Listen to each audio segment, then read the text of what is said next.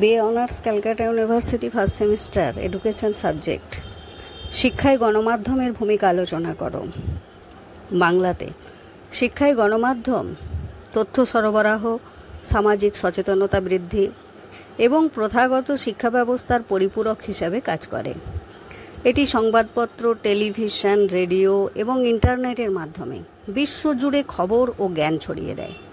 গণমাধ্যম শিক্ষার অ্যাক্সেস বৃদ্ধি করে, সাধারণ জ্ঞান বাড়ায় এবং স্বাস্থ্য, পরিবেশ, বাল্যবিবাহের মতো সামাজিক সমস্যা সম্পর্কে শিক্ষার্থীদের অবগত করে তোলে।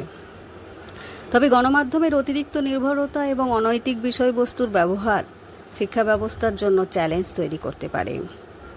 গণমাধ্যমের ইতিবাচক ভূমিকা। তথ্য ও জ্ঞানের বিস্তার।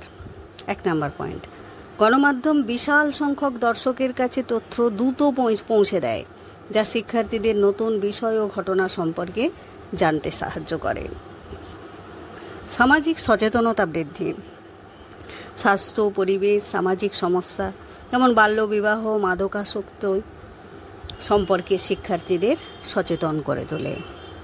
শিক্ষামূলক অনুষ্ঠান, আলোচনা ও বিতর্কের আয়োজন করে।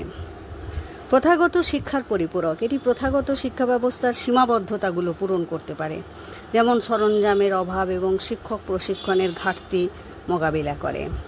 সাধারণ জ্ঞান ও বিশ্ব সম্পর্কে ধারণা। সংবাদপত্র পড়ার মাধ্যমে শিক্ষার্থীরা কারেন্ট অ্যাফেয়ার্স এবং আন্তর্জাতিক ঘটনা সম্পর্কে জানতে পারে, যা তাদের সাধারণ জ্ঞান বৃদ্ধি করে।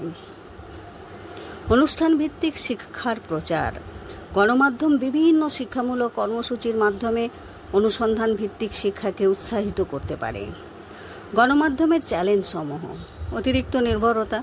গণমাধ্যমের ওপর অতিরিক্ত নির্ভরশীলতা শিক্ষার্থীদের মধ্যে গুণমানহীন শিক্ষাকে উৎসাহিত করতে পারে। অর্থনৈতিক বিষয়বস্তু। এটি শিক্ষার্থীদের অর্থনৈতিক ও অনুপযুক্ত বিষয়বস্তুর সংস্পর্শে আনতে পারে। যোগাযোগের অভাব। গণমাধ্যমের মাধ্যম শেখার ক্ষেত্রে মিথস্ক্রিয়ার অভাব থাকতে পারে। গণমাধ্যমের প্রকারভেদ। প্রিন্ট মিডিয়া, সংবাদপত্র, পত্রিকা, বই, magazine. Electronic media, television, radio, podcast. Digital media, internet, website, social media. সংক্ষেপে, গণমাধ্যম একটি শক্তিশালী হাতিয়ার যা শিক্ষা ব্যবস্থার উন্নয়নে গুরুত্বপূর্ণ ভূমিকা পালন করে, তবে এর সঠিক ও সুষম ব্যবহার নিশ্চিত করা প্রয়োজন।